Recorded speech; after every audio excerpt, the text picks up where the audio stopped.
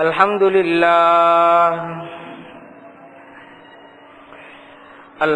لله نحمده ونستعينه ونستغفره ونؤمن به ونتوكل عليه ونعوذ بالله من شرور أنفسنا ومن سيئات أعمالنا من يهده الله فلا مضل له ومن يضلله فلا هادي له ونشهد أن لا إله إلا الله وحده لا شريك له ونشهد أن سيدنا ومولانا محمدا عبده ورسوله أما بعد فأعوذ بالله من الشيطان الرجيم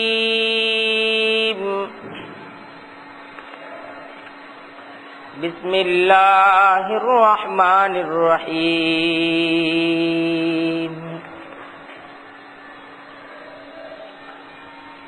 يا أيها الذين آمنوا استعينوا بالصبر والصلاة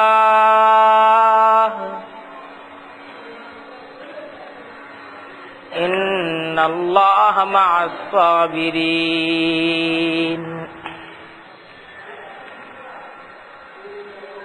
صدق الله العظيم وصدق رسوله النبي الكريم ونحن على ذلك من الشاهدين والشاكرين والحمد لله رب العالمين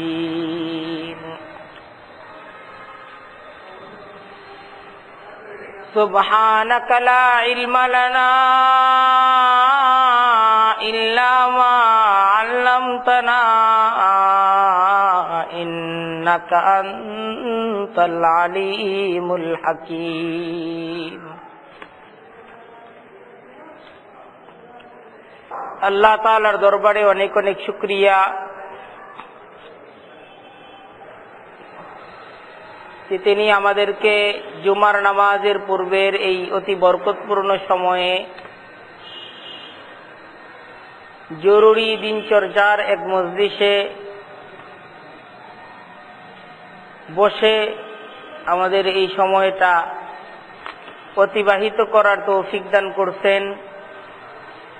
আমরা আল্লাহ তাআলার দরবারে দিল খুলে শুকরিয়া আদায় করে বলি আলহামদুলিল্লাহ।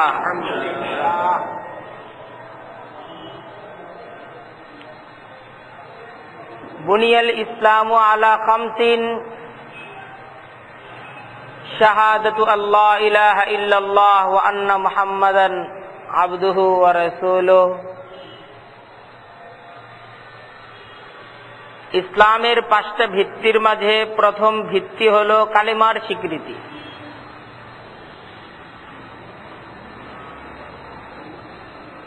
মুসলিম সমাজের সদস্য হওয়ার জন্য,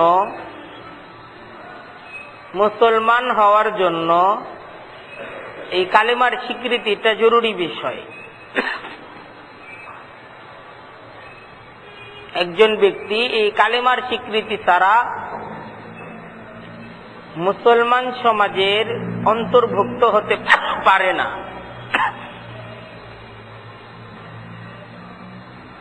কালেমার স্বীকৃতি দান করার পর সে মুসলিম সমাজের একজন সদস্য। আর এই কালেমা স্বীকৃতির অর্থ হলো একটা ঘোষণা, একটা অঙ্গীকারের মাঝে আবদ্ধ হয়ে যাওয়া। এই অঙ্গীকারের মাঝে 2টা বিষয়, এক হলো লা ইলাহা ইল্লাল্লাহ আর আরেকটা বিষয় হলো মুহাম্মাদুর রাসূলুল্লাহ। লা ইলাহা ইল্লাল্লাহ এটা একটা চুক্তি, চুক্তির একটা দফা। মুহাম্মাদুর রাসূলুল্লাহ, এটা হলো অঙ্গীকার এবং চুক্তির দ্বিতীয় দফা।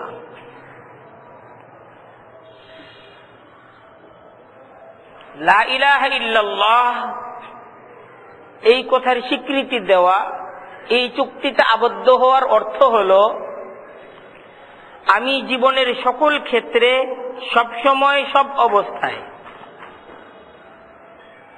এক আল্লাহকেই হুকুমকর্তা প্রভু মানব।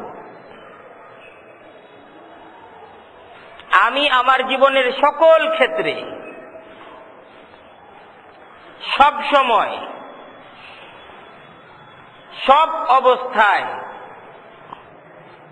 এক আল্লাহকেই হুকুমকর্তা প্রভু মানব। আল্লাহর হুকুমের বিরোধী কিছু আমি আমার জীবনের কখনো, কোনো ক্ষেত্রে, কোনো অবস্থায় করব না।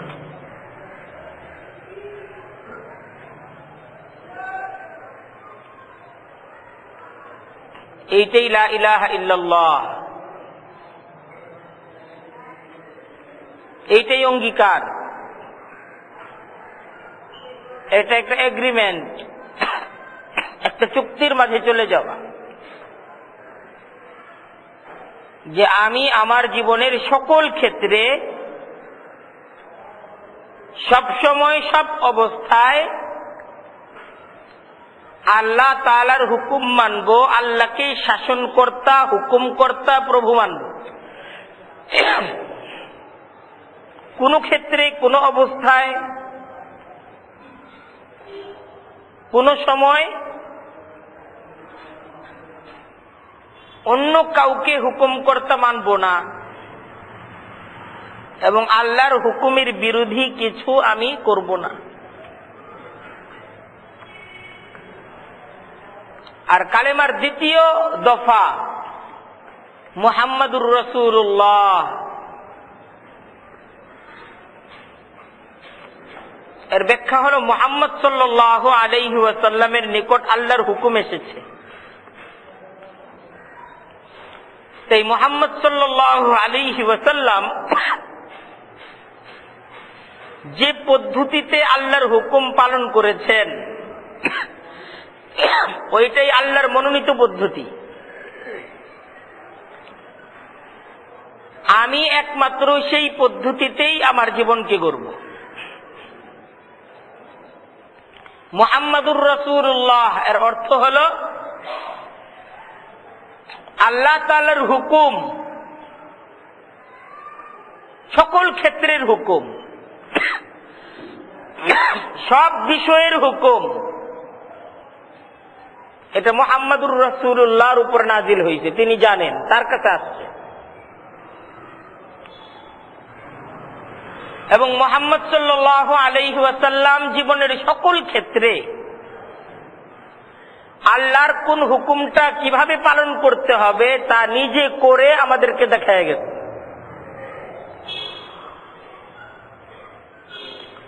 তাই আমি আমার জীবনের সকল ক্ষেত্রে মুহাম্মাদুর রাসূলুল্লাহর অনুসরণ করব, মুহাম্মাদুর রাসূলুল্লাহর দেখানো পদ্ধতিতেই আমি আমার জীবনকে গড়ব।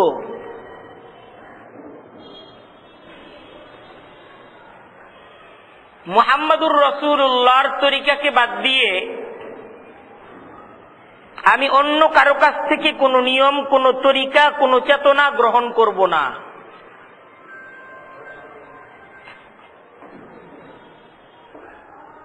মুহাম্মাদুর রাসূলুল্লাহ যে নিয়ম শিখায়া গেছেন,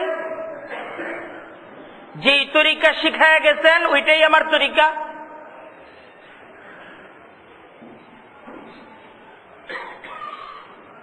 সেই তরিকাতেই মুক্তি, সেই তরিকাতেই কামিয়াবি, সফলতা।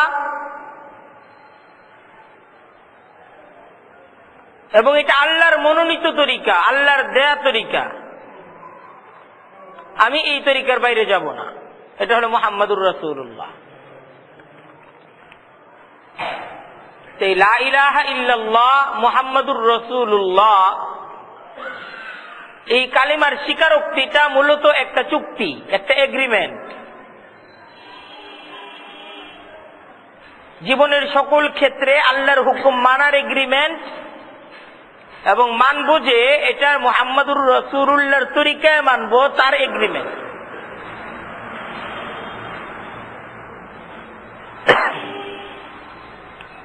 এই যে এই চুক্তিটা, এই চুক্তির বাস্তবায়ন,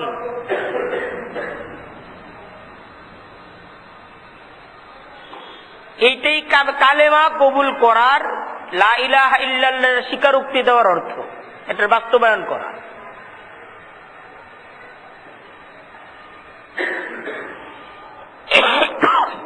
এই চুক্তির বাস্তবায়ন ছাড়া কালেমার দাবি, কালেমার স্বীকারোক্তি অর্থহীন, এর কোনো অর্থ নাই।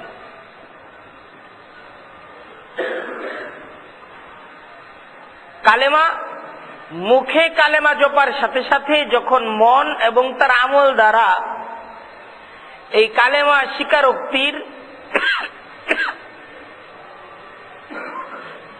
প্রকাশ পাওয়া যাবে, তাকেই মুসলিম বলা হবে। সেই মুসলিম, প্রকৃত মুসলিম, সেই সত্যিকারের মুসলিম। যেমন একটা দৃষ্টান্ত, পানি এটা একটা শব্দ, পানি, বা দুধ এটা একটা শব্দ, দুধ। এই দুধ শব্দের মাঝে কিন্তু দুধ নাই, পানি শব্দের মাঝে কিন্তু পানি নাই।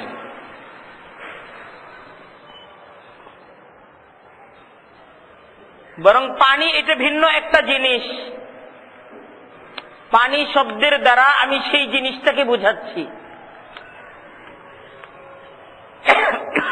দুধ এটা ভিন্ন একটা জিনিস, আমি দুধ শব্দের দ্বারা সেই জিনিসটাকে বুঝাচ্ছি। আমি যদি আমার পিপাসা মেটাতে চাই, আমি যদি পানি পানি জিকির করি, এর দ্বারা আমার পিপাসা মিটবে না। কারণ পানির মাঝে, পানি শব্দের মাঝে পানি নাই, এটার মাঝে পিপাসা মিটানোর যোগ্যতা নাই। আমি যদি দুধ দুধ দুধ দুধ জিকির করি, দুধ পান হবে না। কারণ দুধ শব্দটা তো দুধ না, দুধ ভিন্ন একটা জিনিসকে বলা হয়। দুধের উপকার লাভ করার জন্য, দুধের ফায়দা নেওয়ার জন্য যেটা দুধ, সেই দুধ পান করতে হবে। দুধের জিকির দ্বারা দুধ পান হবে না।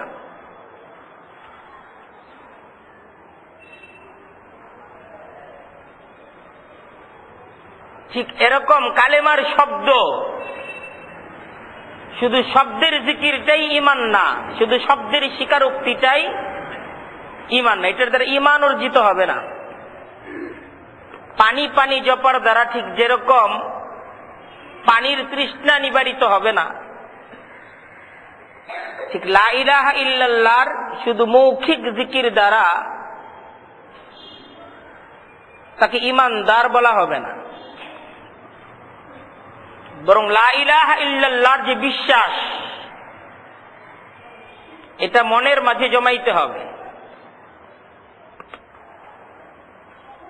ইকরার বিল লিসান, জবান দ্বারা স্বীকারোক্তি, তাসদীক বিল জিনান, মনে প্রাণে বিশ্বাস, আমল বিল আরকান, কাজে কর্মে তার বহির প্রকাশ। এই তিনটা জিনিসের সমষ্টিকে বলা হয় ঈমান। ঈমানের মাঝে তিনটা জিনিস সমন্বিত হইতে হয়, তিনটা জিনিসের সমষ্টিত রূপকে বলা হয় ঈমান। এক হলো ইকরার বিল লিসান, জবানের স্বীকারোক্তি, মুখে বলতে হবে, খালি মনে মনে বিশ্বাস করলেই হবে না, মুখে বলতে হবে, জরুরি। দুই, তাসদীক বিল জিনান, মনে প্রাণে বিশ্বাস, এই বিশ্বাস আমি করি, এইটাই আমার বিশ্বাস। আমল বিল আরকান, নিজের কাজে করবে তার বহির প্রকাশ। বিশ্বাসটা প্রত্যেকটা কাজে কাজে সেই বিশ্বাসের প্রকাশ, সেই বিশ্বাসটা বের হইতে হবে।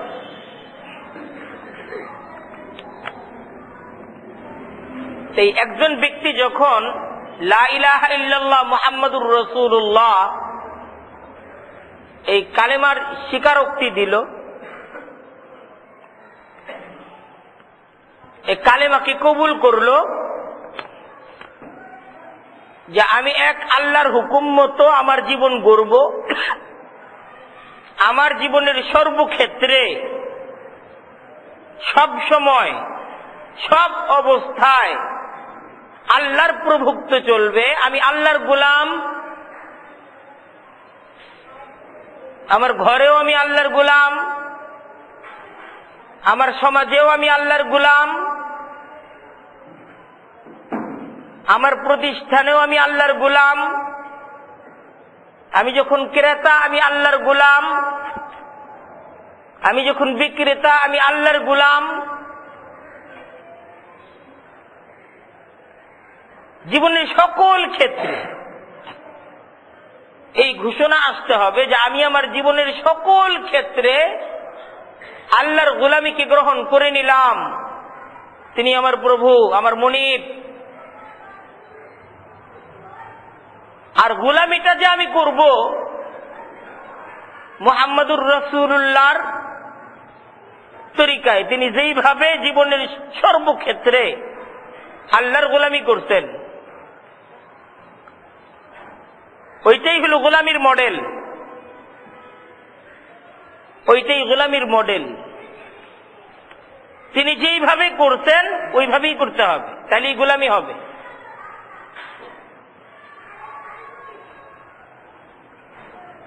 সেই মুহাম্মাদুর রাসূলুল্লাহ, আমি এইটাও স্বীকার করতেছি,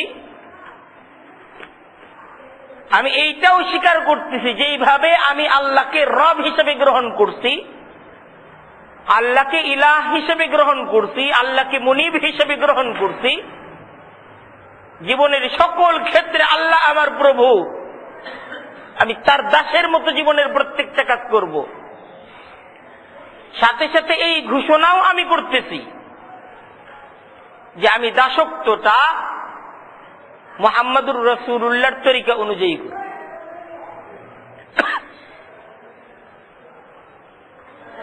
আমি আল্লাহর ভালোবাসা, আল্লাহকে পাওয়ার জন্য নিজে কোনো পথ তৈরি করব না, নিজে কোনো পদ্ধতি রচনা করব না, বরং আল্লাহকে পাওয়ার জন্য আল্লাহ যে পথ নবী মুহাম্মাদুর রাসূলুল্লাহর দ্বারা পৃথিবীবাসীকে দিচ্ছেন, আমি সেই পথের অনুসরণ করব এবং সেই পথ দ্বারা আল্লাহকে সন্তুষ্ট করার জন্য আমি মেহনত করব, আমি প্রচেষ্টা করব সেই পথে। এটা একটা অঙ্গীকার। নিজের পুরা জীবনে, জীবনের সকল কাজে, সকল ক্ষেত্রে এই অঙ্গীকারের বাস্তবায়নটাই হলো ঈমান।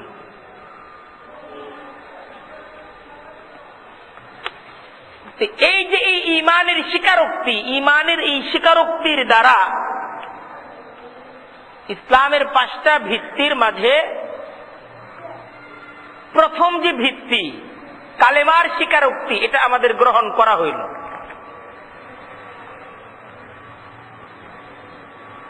ঈমান অর্জিত হলো।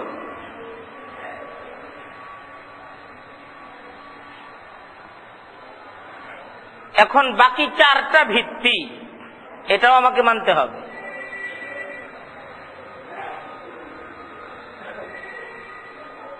ঈমান অর্জন করার পর বাকি 4টা ভিত্তি, এইটাও আমাকে মানতে হবে। বাকি 4 ভিত্তির প্রথম ভিত্তি হলো নামাজ, দ্বিতীয় ভিত্তি হলো যাকাত, তৃতীয় ভিত্তি হলো রমজান, রমজানের রোজা, চতুর্থ হলো হজ। বছরে একটা মাস রমজান মাস রোজা রাখতে হবে মুসলমানদেরকে।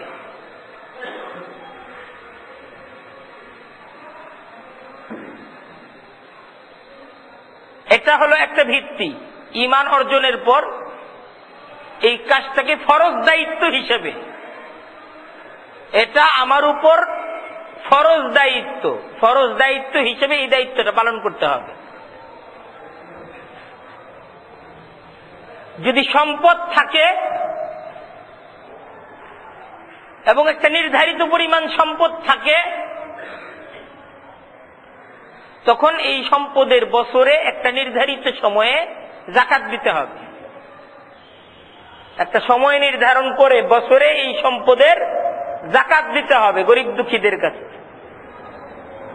যাকাতের হকদার নির্ধারিত আছে, তাদের দ্বার পর্যন্ত যাকাতটাকে পৌঁছে দিতে হবে। এটা ঈমানের দাবি। এইটার উপর ইসলামের ভিত্তি প্রতিষ্ঠিত।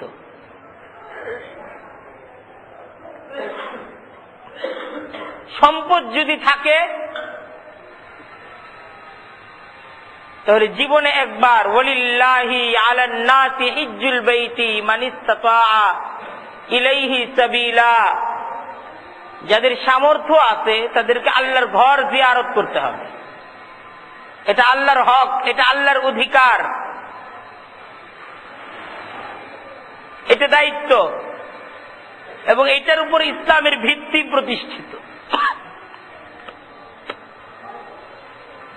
তো এর মাঝে দেখেন রোজা, এটা এমন একটা বিষয় যেটা রমজান যখন আসলো, রমজানের চাঁদ যখন দেখা গেল তখন থেকে ফরজ।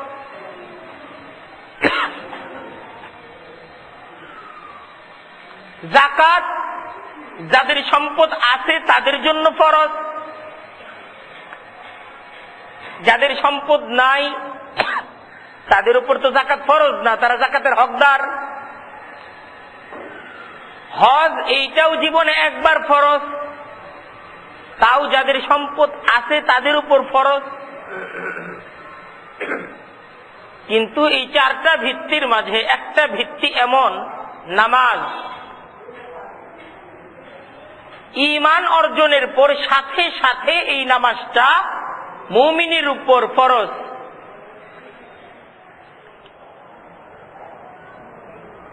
এমনকি একজন ব্যক্তি এইমাত্র মুমিন হইছে, এখন জোহরের নামাজের ওয়াক্ত চলতেছে, তো ঈমানের স্বীকারোক্তির সাথে সাথে এই জোহরের নামাজটা আদায় করা তার উপর ফরজ হয়ে গেছে। এখন নামাজ কিভাবে পড়তে হয় তা তো আমি জানি না, দোয়া কালাম শিখি নাই, শিখতে হবে না। দেখেন, শিখার জন্য এক ওয়াক্ত নামাজ বাদ দিতে পারবে না। ইমানদারের জীবনে নামাজটা এমন একটা ফরজ কর্তব্য, ফরজ দায়িত্ব, যে ঈমানকে অর্জন করার পর লা ইলাহা ইল্লাল্লাহ মুহাম্মাদুর রাসূলুল্লাহ এই কথার স্বীকৃতিটা দেওয়ার পর, এই কথার স্বীকৃতিটা দেওয়ার পর আমাকে তো নামাজ শিখতে হবে। আমি তো সূরা পারি না, সূরা জানি না, নামাজের ফরজ কি, ওয়াজিব কি, সুন্নত কি এখনো আমি জানি না, তাহলে তো এটা আমি জানি না নেই। এই জন্য একটা ওয়াক্ত নামাজ কাজা করার সুযোগ তার জীবনে নাই। এক ওয়াক্ত নামাজও বাদ দেওয়া যাবে না। ওই অবস্থায় যেইভাবে অপর মুসলিম নামাজ পড়ে সেই নামাজটাকে দেখে সেইভাবে সে নামাজ পড়বে, উঠা বসা করবে, সুবহানাল্লাহ সুবহানাল্লাহ জপতে থাকবে, আর কিছু তার দরকার নাই। শিখবে, পড়বে, যতটুক শিখবে ততটুক নামাজের মাঝে ফিট করবে। শেখার জন্য নামাজ ছাড়ার সুযোগ তার জন্য নাই। খুব মনোযোগ সহকারে তো বোঝার চেষ্টা করি। লা ইলাহা ইল্লাল্লাহর স্বীকারোক্তির পর নামাজ, এটা মুসলমানদের জন্য এরকম একটা ফরজ, প্রাপ্তবয়স্ক একজন ব্যক্তির উপর নামাজটা এমন একটা ফরজ কর্তব্য যে সর্বাবস্থায় নামাজ ফরজ, সব অবস্থায় নামাজ ফরজ।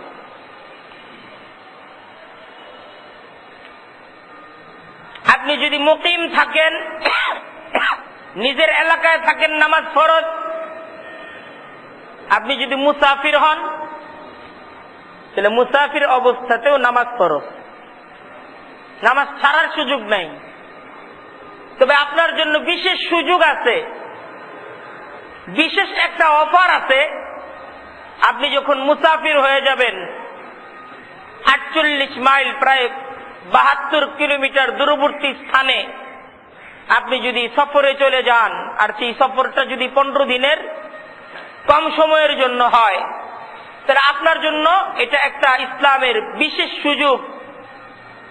এটা একটা সুযোগ দেওয়া হয়েছে আপনাকে। আপনি সফরের মাঝে আছেন, তো 4 রাকাত নামাজকে আপনি 2 রাকাত পড়বেন, কিন্তু মাফ নাই। কোন অবস্থাতেই নামাজটা ছাড়ার সুযোগ নাই, আপনাকে পড়তে হবে।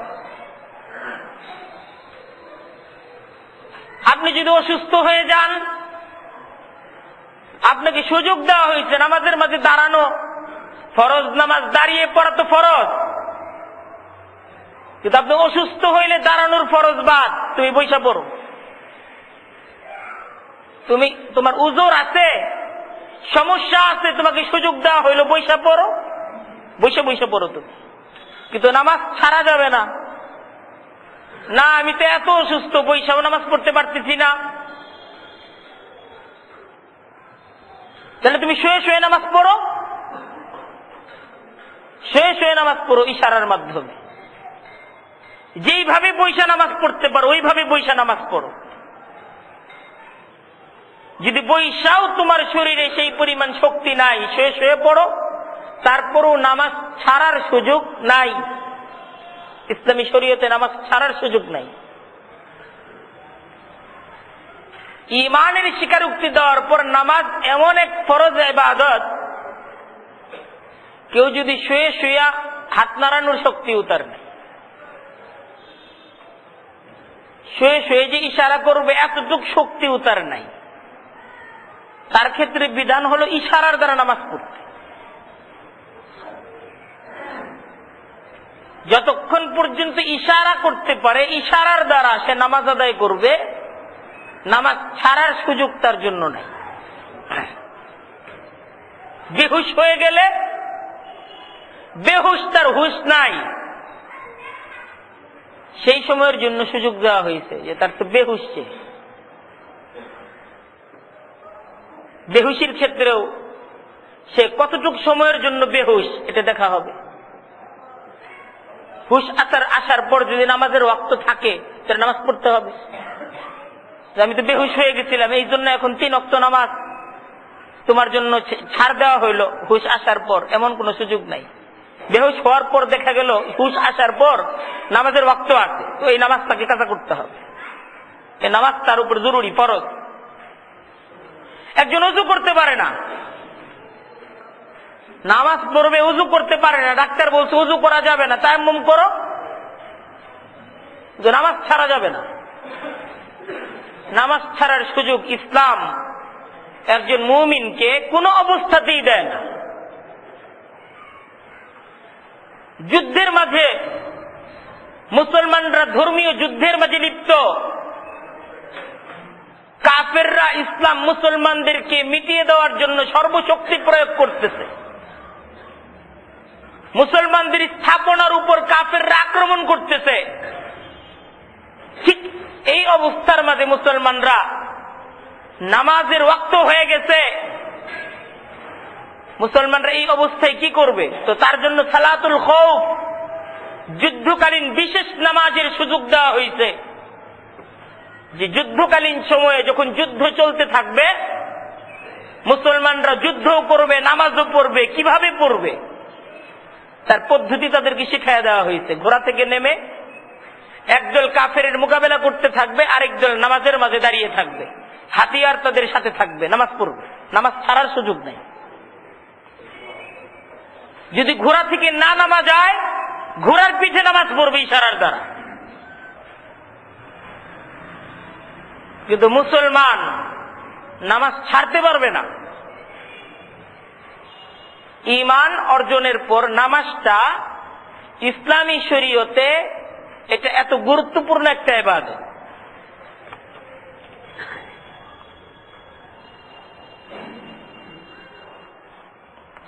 কারণ একজন ব্যক্তি যে ঈমানের স্বীকারোক্তি দিয়েছে, লা ইলাহা ইল্লাল্লাহ মুহাম্মাদুর রাসূলুল্লাহ,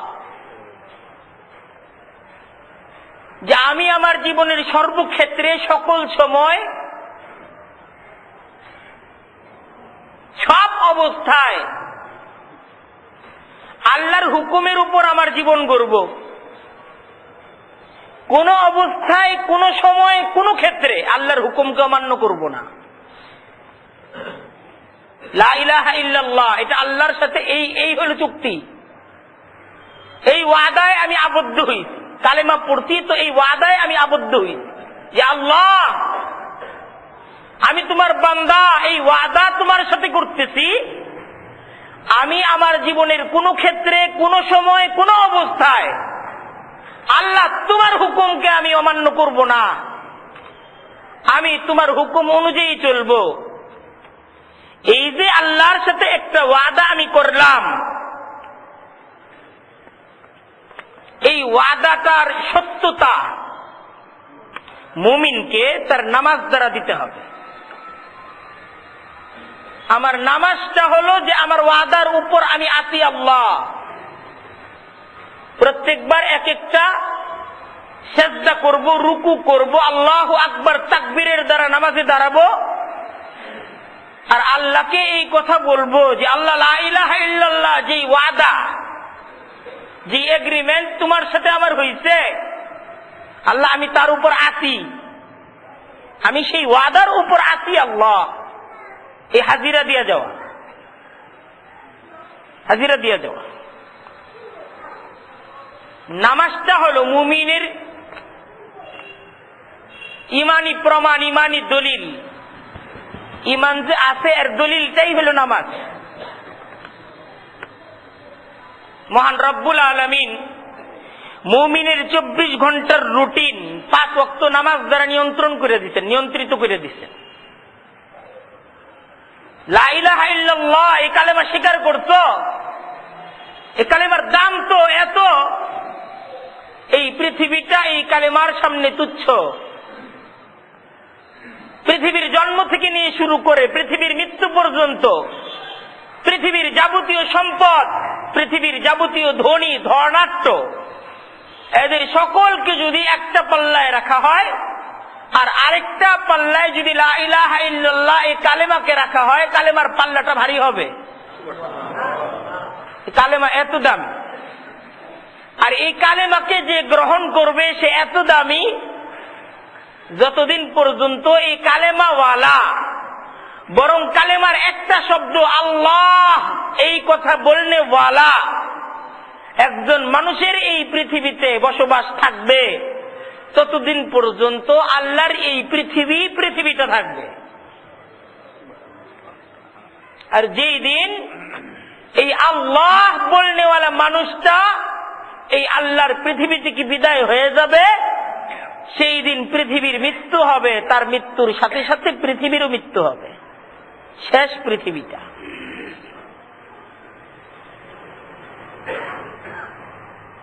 তাই আমি এই কালেমার স্বীকারোক্তি দিয়েছি, দিলের মাঝে এই কালেমা ঢুকাইছি, স্বীকার করছি যে আমার দিলের মাঝে আল্লাহ এই কালেমা আছে, লা ইলাহা ইল্লাল্লাহ এই কালেমা আমার মুখে আছে, আমার দিলে আছে, আমার কাজ দ্বারা আমি তা প্রমাণ করব আল্লাহ।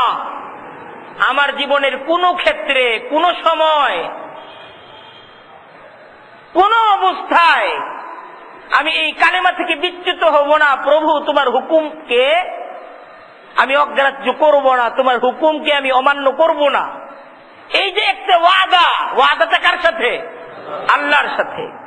এই ওয়াদাটা একজন মুমিন যখন করেন, সাথে সাথে আল্লাহ তাকে একটা রুটিন দিয়ে দেন।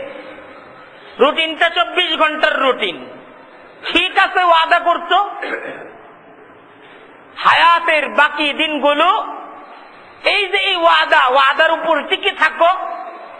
তুমি যে এই ওয়াদার উপর টিকে আসো, এটার জন্য আমাকে একটা প্রমাণ দিতে হবে, একটা কাজ করতে হবে। আর সেই কাজটা কি? নামাজ, 5 ওয়াক্ত নামাজ পড়তে হবে। রোজা তো রমজান মাসের কাজ। যাকাত, টাকা পয়সা থাকলেই যাকাতের ফয়সালা, টাকা পয়সা থাকলে হলো হজের ব্যাপার। কিন্তু নামাজ, এটা আল্লাহ প্রত্যেকটা মুমিনকে, গরিব হোক, ধনী হোক, আমির হোক, ফকির হোক, রোগী হোক সুস্থ হোক, এই প্রত্যেকটা মানুষকে আল্লাহ এক ঈমানের একটা দায়িত্ব দিতেন। ঈমান ঘোষণার পর একটা দায়িত্ব দিতেন যে এই দায়িত্বটা পালন করো। অনেক কঠিন দায়িত্ব না।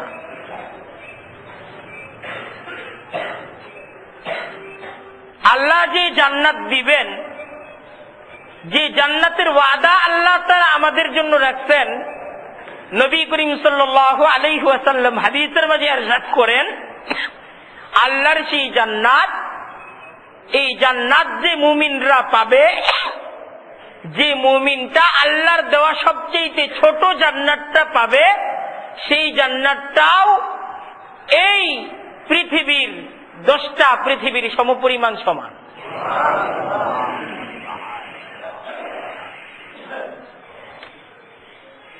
এমন একটা জান্নাত আল্লাহ দিবেন এই ঈমানের বিনিময়ে। ঈমান অর্জনের পর আল্লাহ যদি দায়িত্ব দিতেন যে 24 ঘন্টার 24 ঘন্টা আমাকে দিতে হবে, এর বিনিময়ে জান্নাত দিব, তাহলে 24 ঘন্টাও আল্লাহকে দেওয়া এটা জান্নাতের বিনিময় হইতো না? হইতো? একটু বলেন। যদি 24 ঘন্টাই আল্লাহ চাইতেন যে 24 ঘন্টাই দিতে হবে, তোমার 60-70 বছরের হায়াতের 24 ঘন্টাই আমাকে দিতে হবে, এর বিনিময়ে জান্নাত দিব, 24 ঘন্টা দিতে দিতে দিতে হবে জান্নাত পাওয়ার জন্য 24 ঘন্টা। কে কে রাজি আছেন যে আমরা 24 ঘন্টা দিয়া হইলে ওই জান্নাত চাই? কি বাকিরা রাজি নাই? যদি কোরআনের হুকুম থাকতো 24 ঘন্টা দিতে হবে, তাহলে কে কে রাজি থাকতেন? রাজি না হয়ে উপায় ছিল? উপায় ছিল না। আল্লাহ 24 ঘন্টা চান নাই। বান্দার প্রতি আল্লাহর দয়া কত, বান্দার প্রতি আল্লাহর দয়া কত, মায়া কত। জান্নাত দিবেন, এর বিনিময়ে ঈমানের ঘোষণা দেওয়ার পর 24 ঘন্টা চান নাই। 12 ঘন্টা চাইছেন, অর্ধেক চাইছেন, 12 ঘন্টাও চান নাই। 6 ঘন্টা চাইছেন, 6 ঘন্টাও চান নাই। 3 ঘন্টা চাইছেন, 3 ঘন্টা হবে, 3 ঘন্টাও চান নাই। বড়জোর 24 ঘন্টার 1 থেকে 6 ঘন্টা আসা যাওয়া নামাজ সমস্ত কিছু মিলিয়ে 24 ঘন্টার 1 থেকে 6 ঘন্টা আল্লাহ চাইছেন। এই 6 ঘন্টার সময় আল্লাহর সাথে মুলাকাতে ব্যয় করতে হবে। এটাকে বলা হয়েছে আল্লাহর সাথে মুলাকাত, আল্লাহর সাথে সাক্ষাৎ। এই সাক্ষাতের মাঝে বেশি কিছু না, আইসা একটা হাজিরা দেওয়া, লাব্বাইক আল্লাহু আকবার, আমি আমার ওয়াদার উপর বহাল আছি, আমি ওয়াদা ভঙ্গ করি নাই, চুক্তি এগ্রিমেন্ট এটাকে আমি নষ্ট করি নাই, আমার চুক্তি ঠিক আছে, এটা বইলা আবার চলে যাওয়া। আবার আইসা বলা যে আমার চুক্তি ঠিক আছে, আমি চুক্তির উপর আছি। লম্বা সময় না। নামাজ ফজর হইল 4 রাকাত, জোহর হইল 10 রাকাত, আসর হইল 4 রাকাত, মাগরিব 5 রাকাত, এশা হইল 9 রাকাত। অনেক লম্বা চৌড়া দায়িত্ব দেওয়া হয় নাই যে পা ফুলিয়ে ফেলতে হবে। এই নামাজটাকে পালন করে তুমি আবার চলে যাও। ইদা কুযিয়াতিস সালাত, ইদা নুদিয়া লিস সালাত, নামাজের জন্য যখন ডাকা হবে ফাসাউ, দৌড়ে আসো, দৌড়ে চলে আসো। এই ডাক তো আল্লাহর ডাক। তোমাকে তোমার ওয়াদা ঠিক আছে কিনা জানায় আসতে হবে। দৌড়ায় আসো, ফাসাউ ইলা যিকরিল্লাহ, ফাসাউ ইলা যিকরিল্লাহ ওয়াযারুল বাই। এটা ব্যবসার সময় না, ছেড়ে দাও। এই সময়টা ব্যবসার না। ডাকা হয়েছে তোমাকে তোমার জান্নাতের ওয়াদা যার সাথে, যে এগ্রিমেন্ট আল্লাহর সাথে হয়েছে যে তুমি তোমার ঈমানের বিনিময়ে জান্নাত পাবে। আরে জান্নাতটা ঠিক আছে কিনা হাজিরা দিয়ে আসো, যে না আমি কিন্তু আছি, আমার জান্নাত কিন্তু আমাকে দিতে হবে, যোগাযোগটা করে আসো, তারপর আবার ব্যবসার সাথে মিশে যাও। ফাইদা কুযিয়াতিস সালাত ফান্তাশিরু ফিল আরদ, যাও আবার চলে যাও। হুকুম নামাজটাকে সমাপ্ত করে ফান্তাশিরু, চলে যাও, আবার চলে যাও, তোমার দায়িত্ব তুমি পালন করো। এই দেখেন, ঈমানের ঘোষণা দেওয়ার পর আল্লাহ মুমিনের 24 ঘন্টার রুটিন 5 ওয়াক্ত নামাজ দ্বারা নিয়ন্ত্রণ করে দিচ্ছেন। এই রুটিন শুরু হবে ফজর দ্বারা। শেষ হবে এশার নামাজ দ্বারা। দিনের প্রথম কাজ মুমিনের নামাজ। দিনের সর্বপ্রথম পহেলা যে কাজটা মুমিন করবে সেই কাজটা কি করবে? নামাজ পড়বে। বাকি নামাজের আগে উযু করবে, আরো যা যা নিজের হাজত ছাড়বে, এটা তো নামাজেরই একটা প্রস্তুতি। কিন্তু মুমিনের জীবনের মানে দিনের পহেলা কাজ কি? নামাজ। নামাজ দ্বারা মুমিন তার জীবন কি শুরু করবে। মুমিন প্রথমেই সবক নিবে, দিনের শুরুতেই ঘোষণা দিবে, আল্লাহ ঘুম থেকে উঠছি, তোমার গোলাম ঘুম থেকে উঠছে। ঘুম থেকে উঠেই মুনিবের দরবারে একটা হাজিরা দিবে। ঘুম থেকে উঠাই মুনিবের অফিসে আইসে একটা হাজিরা দিতে হয় না প্রথমে? এই হাজিরা সময় মতো না দিলে ধরা হয় যে সে অফিসে আসেই নাই। বা কিছুক্ষণ পর অনেক অফিসের নিয়ম আছে, হাজিরার যে বুক, হাজিরার যে বই, হাজিরার যে রেজিস্টার, এটাকে তুলে নেওয়া হয় না, সে অনুপস্থিত। যেমন 9টা বা 10টা 11টা, যেমন আমাদের প্রতিষ্ঠানে জামিয়া রহমানে আরবিয়া আমাদেরকে ঠিক 12টার ভিতরে হাজিরা দিতে হয়, আমাদেরকে সই করতে হয় যে না আমরা উপস্থিত হয়েছি। এরকম বিভিন্ন প্রতিষ্ঠানে নিয়ম আছে না? হ্যাঁ, নিয়ম আছে তো, নিয়ম আছে। ঠিক মুমিনের সকালের কাজ সর্বপ্রথম ফজরের নামাজ দ্বারা হাজিরা দেওয়া। আল্লাহ তোমার গোলাম, সকালবেলাও গোলামির স্বীকার করলাম, আসি সারাদিন তোমার গোলামির মাঝে কাটাবো, এই কথাটা সকালবেলা অঙ্গীকার করে যাওয়া। নামাজ দ্বারা সকালবেলা আল্লাহর সাথে বিগত দিনের যে এগ্রিমেন্ট ছিল এটাকে আবার নতুন ভাবে কি করে যাওয়া, চুক্তিটাকে নতুন ভাবে আবার বহাল করে যাওয়া, যে না আমার গোলামি, আমার চুক্তি ঠিক আছে। জোহর, মাগরিব, এশা দ্বারা আবারও ঠিক সকালের সেই চেতনাটাকেই বারবার তাজা করা হয়, বারবার তাজা করা হয়। ফজরের নামাজ দ্বারা মূল চেতনাটাকে গ্রহণ করা হয়। আবার সারাদিনের কাজ করব, দুপুরবেলা আরেকবার আইসা সেই চেতনাটাকে আরেকবার তাজা করতে হয়। হাম গোলাম, আমি তো গোলাম, এটাকে তাজা করতে হয়, আবার যেতে হয়। তো দিন যত যাইতে থাকে তত আল্লাহর পক্ষ থেকে বারবার ডাকা হইতে থাকে, এই আরেকবার আয়। চেতনা ঠিক যেই সময়গুলোতে দুর্বল হয়ে যায় সেই সময়গুলোতে আবার ডাকা হয়। আসরের সময় ডাকা হয়, মাগরিবের সময় ডাকা হয়, আবার এশার নামাজ ঘুমের আগে আরেকবার ডাকা হয়, যে দিনের শেষে আরেকবার নিজের সারাদিনের যাবতীয় কার্যকলাপকে সামনে রেখে আল্লাহর সাথে আরেকবার নিজের সাক্ষাৎ, নিজের মুলাকাতটা করে যাওয়া, যে আমি গোলাম, আমার গোলামির যে চুক্তি, লা ইলাহা ইল্লাল্লাহর যে চুক্তি, আল্লাহ সেই চুক্তি বহাল আছে, চুক্তি বহাল আছে। যেটা বলতেছিলাম, লা ইলাহা ইল্লাল্লাহর দ্বারা আল্লাহর সাথে একটা চুক্তি হয়। নামাজ হলো সেই চুক্তিটা যে বহাল আছে তার প্রমাণ। নামাজ নাই তো এই ঘোষণা দিয়ে দেওয়া হয় যে চুক্তিটা দুর্বল হয়ে যায়।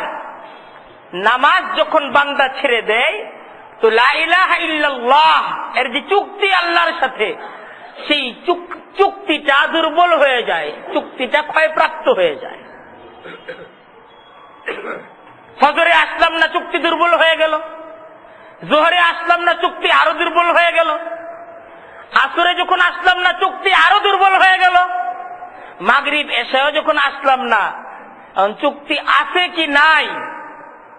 হাদিসের মাঝে নবী করিম সাল্লাল্লাহু আলাইহি ওয়াসাল্লাম ইরশাদ করেন, লা তাহমা ফিল ইসলাম লিমান লা সালাতা লাহু, যার মধ্যে নামাজ নাই ইসলামে তো তার কোনো অংশই নাই, ইসলামে কোনো অংশই নাই।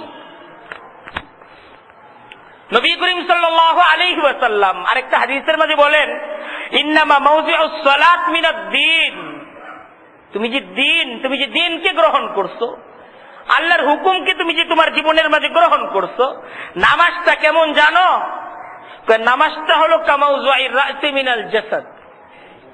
তুমি যে দিনদার, নামাজটা এর কতটুকু শক্তিশালী ভিত্তি জানো? তো একজন মানুষের মাথাটা তার দেহের জন্য এটা যত ইম্পর্টেন্ট, যতটুকু গুরুত্বপূর্ণ, একজন মুমিনের দিনদারির জন্য নামাজটা ওইরকম গুরুত্বপূর্ণ। একজন মানুষ, এই মানুষটার শরীরের সমস্ত অঙ্গ প্রত্যঙ্গ আছে, কিন্তু এই মানুষটার মাথা নাই। ধরেন একজন মানুষ, এই মানুষটার শরীরের সমস্ত অঙ্গ প্রত্যঙ্গ আছে, কিন্তু তার মাথাটা নাই, মাথাটাকে দেহ থেকে আলাদা করে ফেলা হয়েছে। একজন মানুষের দেহ থেকে তার মাথাটাকে যদি আলাদা করে ফেলা হয়, তাহলে এই মানুষটার কি বাকি থাকে বলেন? ঠিক একজন মুমিন লা ইলাহা ইল্লাল্লাহ এই কালিমার স্বীকারোক্তি দিল, তারপর সে নামাজটাকে ছেড়ে দিল, এর অর্থ হলো এই কথা, সে তার দেহ থেকে তার মাথাটাকে আলাদা করে দিল। খুব বুঝার চেষ্টা করি, নামাজটা এমন এক ফরজ, কোন অবস্থাতেই এই নামাজটার মাফ নাই, এই নামাজটার ক্ষমা নাই। নামাজ সর্বাবস্থায় ফরজ। আপনি সুস্থ থাকেন, অসুস্থ থাকেন, আপনি যদি শুয়ে শুয়ে পড়তে পারেন, তাহলে শায়িত অবস্থাতেও আপনাকে নামাজ আদায় করতে হবে। ওযু করতে পারেন না, তায়াম্মুম করে নামাজ আদায় করেন। যে জায়গায় মাটিও নাই তায়াম্মুম করার মতো, কাঁচ আছে, আপনি গাড়ির মাঝে বসে কাঁচ আছে, কাঁচের মাঝে হাত রেখে আপনি তায়াম্মুম করেন। যে জায়গায় হালকা বালু থাকতে পারে, এই দেয়ালের মাঝেও, এই টাইলসের মাঝেও আপনি হাত মুছে আপনি তায়াম্মুম করতে পারবেন, যে জায়গায় মাটি নাই। কিন্তু আপনাকে নামাজ পড়তেই হবে, এমন কোন অবস্থা নাই যে আপনি নামাজটা আপনার জন্য মাফ হয়ে গেল। এমনকি ফুকাহা একরাম বলেন যে সে তায়াম্মুম করার মতো কোনো উপায় তার কাছে নাই, কোনো উপায় নাই। নামাজের ওয়াক্ত চলে যাইতেছে, তখন সে কি করবে? তো বলো যে নামাজের ওয়াক্ত যখন চলে যাইতেছে, সে তখন নামাজের ধ্যান করবে। নামাজের ধ্যানের মাঝে সে তার সময়কে কাটাবে। যতটুকু সময় নামাজ পড়লে তার সময় অতিবাহিত হইতো, এতটুকু সময় সে ধ্যানের মাঝে কাটাবে, নামাজের লম্বা চওড়া ধ্যানের মাঝে কাটাবে। তারপরও নামাজ ছাড়ার কোনো উপায় নাই। খুব বোঝার ব্যাপার।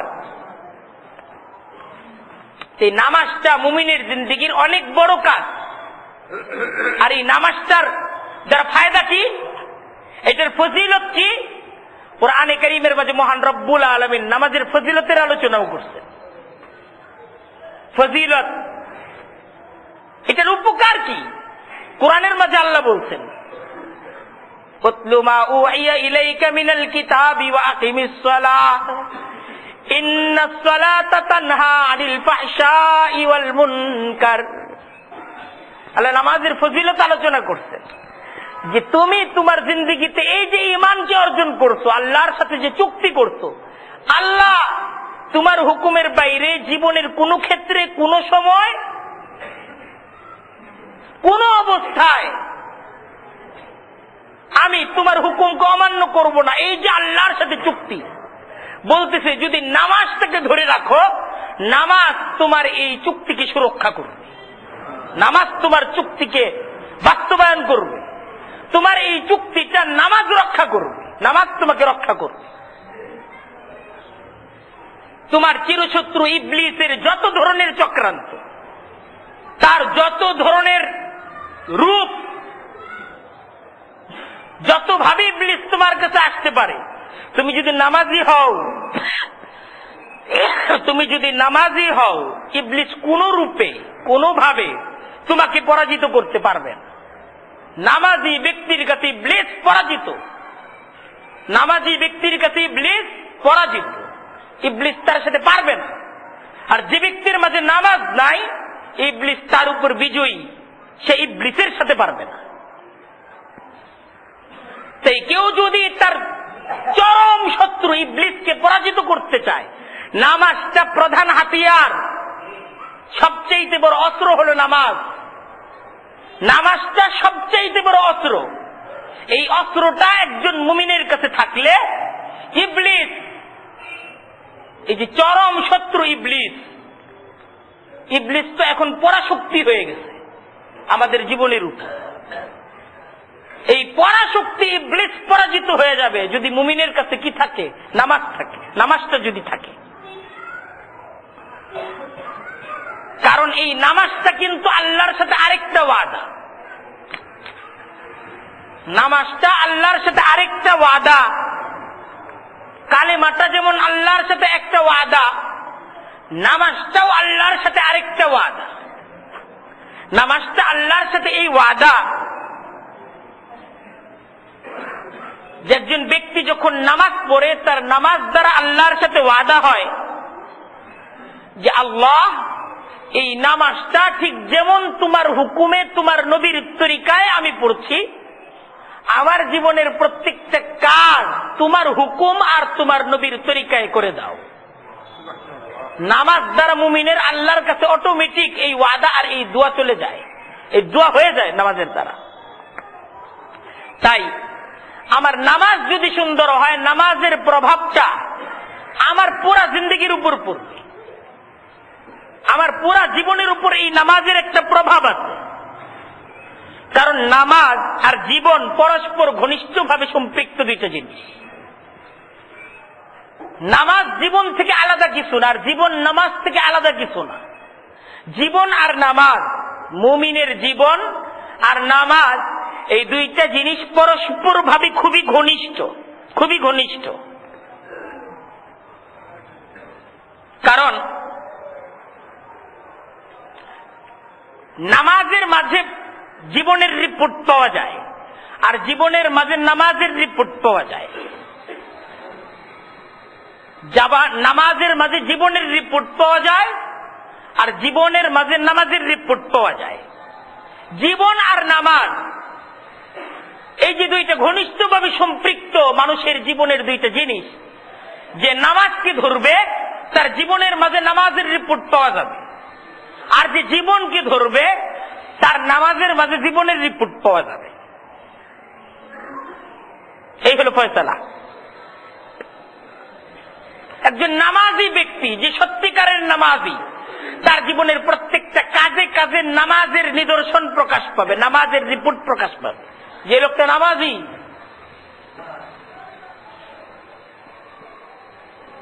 এ লোকটা নামাজি, তার নামাজ তার জীবনকে তৈরি করবে, তার পুরা জীবন নামাজ অনুযায়ী হবে। নামাজটা যেমন আল্লাহ এবং আল্লাহর রসুলের তরিকা মতো, এই নামাজটা ধীরে ধীরে তার পুরা জীবনটাকে আল্লাহ আল্লাহর রসুলের তরিকা অনুযায়ী করে ফেলবে, নামাজ তাকে তৈরি করবে। কিন্তু নামাজের মাঝে রূহ থাকতে হবে, বল যে নামাজের দ্বারা আমি তো আমার গোলামির ওয়াদা, নামাজের দ্বারা তো আল্লাহর সাথে আমি যে আমার চুক্তি, আমার সাথে যে এগ্রিমেন্ট, তার বাস্তবায়ন ঘটাচ্ছি। এই চেতনাটা নামাজের মাঝে যদি থাকে, এই চেতনার দ্বারা এই নামাজ তো এমন এক জিনিস, এমন এক শক্তি, এটা পুরো জীবনকে তৈরি করবে। কুরআনে কারীমের মাঝে মহান রব্বুল আলামিন সাহাবা একরামদের জীবন আলোচনা করতেন। রিজালুন লা তুলহিহিম তিজারাতুন ওয়ালা বাইউন আন যিকরিল্লাহি ওয়া ইকামিস সালাহ ইয়াখাফুনা ইয়াওমান তাতাকাল্লাবু ফীহিল কুলুবু ওয়াল আবসার। আল্লাহর নবীর সাহাবা একরাম যারা সর্বযুগের সমস্ত উম্মতদের সারা উম্মত ছিলেন, আল্লাহ তাদের ইতিহাস আমাদেরকে আলোচনা করতেছেন যে তারা কিন্তু তোমাদের মতোই ব্যবসায়ী, তোমাদের মতোই কৃষিজীবী ছিলেন। সাহাবা একরাম ব্যবসায়ী ছিলেন। কেমন ব্যবসায়ী ছিলেন? যে তারা খেলাফতের আসনে যখন আসীন হয়েছেন, হযরত আবু বকর যেদিন খলিফা হয়ে গেছেন, পরের দিনও কাপড় নিয়ে বাজারে যাইতেছেন, বাজারের দিকে হাঁটতেছেন যে আমাকে তো আমার রিজিক, আমাকে তো আমার রুজির ব্যবস্থা করতে হবে। যাচ্ছেন, খেলাফতটা তাদের ব্যবসা ছিল না। খলিফা হইছেন, আরে এখন তো পুরা দেশের সম্পদ আমার হাতে, এখন পুরা দেশের সম্পদ খাওয়া এটাই আমার কাজ, এটা মনে করেন নাই। জনগণের সম্পত্তি আমার সম্পত্তি, এটা মনে করেন নাই। বরং মনে করছেন এইটাই তাদের চেতনা ছিল। আল্লাহর রসুল এই চেতনাই তাদেরকে দিতেন, এইভাবেই তাদেরকে করতেন। খলিফা হওয়ার পরের দিন হযরত আবু বকর যাচ্ছেন, বাজারের দিকে যাচ্ছেন। কেন? তাকেও তো তার রুজি এটাকে অন্বেষণ করতে হবে, এজন্য যাচ্ছেন। অন্যান্য সাহাবায়ে কেরাম বলছেন, আপনিও যদি এই কাজে সময় ব্যয় করেন তাহলে তো খেলাফতের গুরু দায়িত্ব এটা পালন করতে ব্যর্থ হবেন। আপনি বাইতুল মাল থেকে আপনি ওজিফা নেন, সবাই যখন চাপায়া দিচ্ছে আপনাকে এটা নিতে হবে। হযরত আবু বকর নিছেন, বাইতুল মাল থেকে ওজিফা নিছেন, বেতন নিছেন, কিন্তু হযরত আবু বকর জীবন ছায়ান্নে এসে নিজের জীবনের শেষে এসে ওসিয়ত করে গেছেন যে আমি বাইতুল মাল থেকে আমার 2 বছরের খেলাফতে আমার বেতন স্বরূপ আমার জীবনকে পরিচালনা করার জন্য যা নিছি, আমার মৃত্যুর পর আমার সম্পদকে বিক্রি করে বাইতুল মালে সেই টাকাটা জমা দিয়ে দিও। তো হযরত আবু বকর যা জমা দিছেন, যা নিছেন তার চাইতে বেশি ছিল।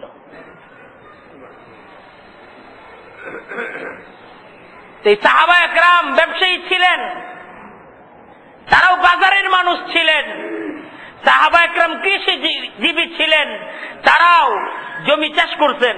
কিন্তু আল্লাহ বলতেছেন, রিজাল, দেখো তারা তোমাদের মতোই মানুষ, কিন্তু লা তুলহিহিম তিজারা ওয়ালা বাইউন আন যিকরিল্লাহ। তারা যখন ব্যবসা করছে, তারা যখন জমির মাঝে চাষ করছে, আল্লাহর জিকির নামাজ থেকে তারা গাফেল হয় নাই। ব্যবসা করছে কিন্তু নামাজের অপেক্ষায় ব্যবসা প্রতিষ্ঠানে বৈশা আছে, আজান যখন হবে আমি মসজিদে চলে আসব।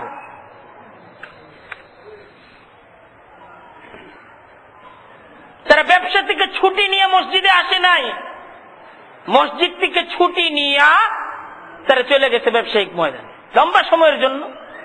ফজরের নামাজের পর থেকে জোহর পর্যন্ত ছুটি নিতে মসজিদ থেকে, কিন্তু তাদের দিলটা মসজিদের সাথে লাগা ছিল। আবার জোহরের নামাজ পড়ার পর আসর পর্যন্ত ছুটি নিয়ে নিতে মসজিদ থেকে, কিন্তু দিলটা মসজিদের সাথে লাগানো, আসরের আজান হয়েছে আবার মসজিদে চলে আসছে আজানের সাথে সাথে। এই সাহাবায়ে কেরামদের জীবন থেকে আল্লাহ আমাদেরকে জীবন শিখতে বলতেছেন যে তুমি মুমিন, তোমার জীবনের প্রধান ওয়াদা আল্লাহর সাথে, যে তুমি আল্লাহর গোলাম, প্রধান ওয়াদা আল্লাহর সাথে।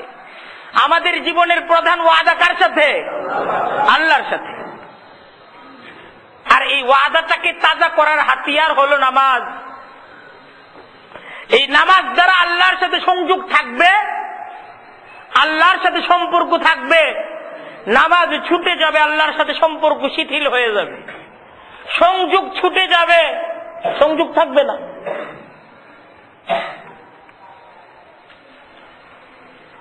তাই বিশেষভাবে মুসল্লি ভাইদের কাছে বিশেষভাবে আবদার, একটাই আবদার,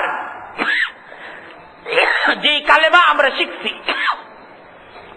যে কালেমার স্বীকারোক্তি আমরা দিচ্ছি, এই কালেমা আমাদেরকে অনেক দামি করছে। এই কালেমার স্বীকারোক্তি দেওয়ার পর আল্লাহর কাছে আমাদের অনেক দাম, অনেক দাম। আমরা এই এক একজন মানুষ, এক একটা বাড়ির মালিক না। এটা আমার পরিচয় না যে 2 নাম্বার রোডে আমার একটা বাসা আছে, 3 নাম্বার রোডে আমার একটা বাসা আছে। সারা জিন্দেগির কামাই দ্বারা 3 তলা বাড়ি করছি, একটা ফ্ল্যাট কিনছি, এটা জীবনের কিছু না। যে কালেমা পাইছি, বংশীয় ভাবে অনেকে পাইছি,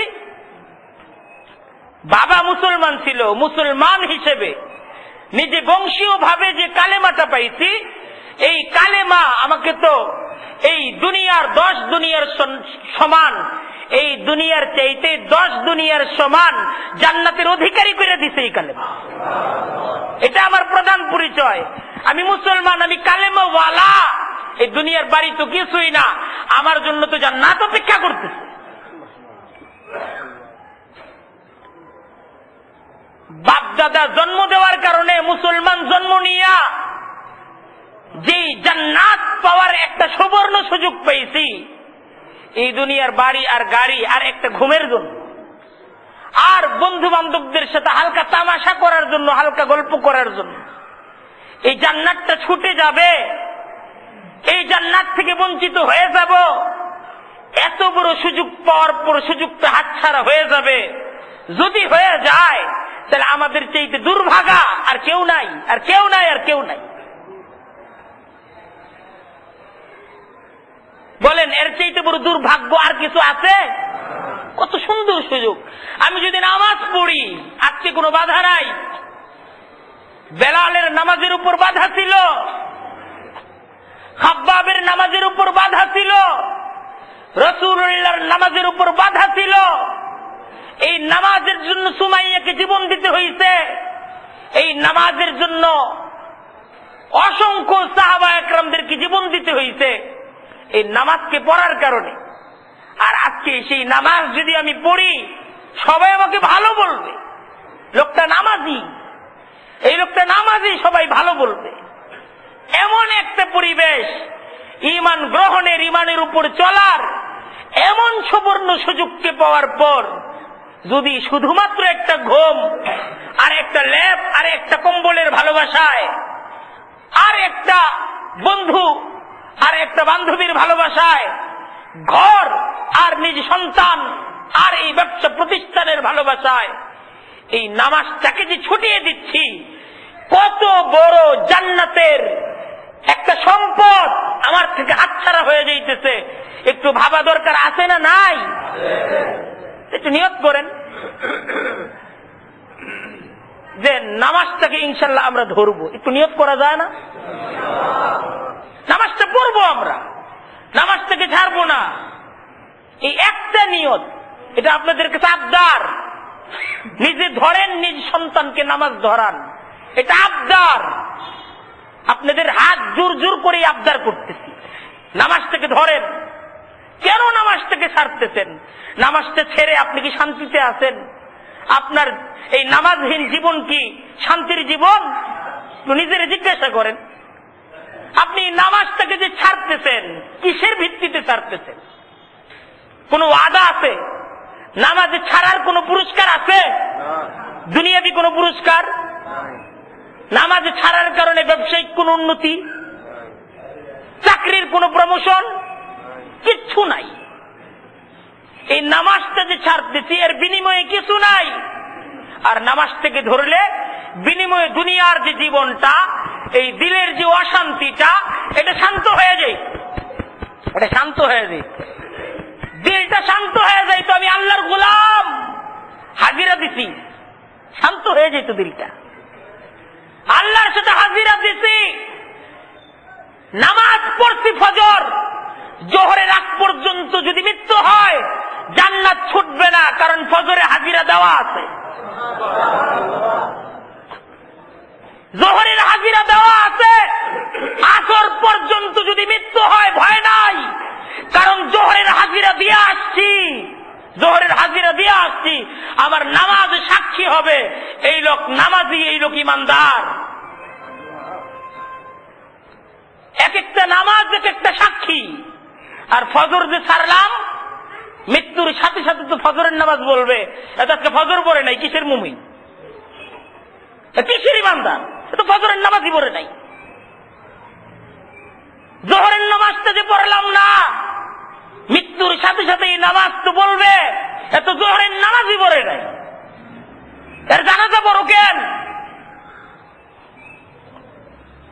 এর জানাজা পড়ো কেন? এত জোহরের নামাজই পড়ে নাই।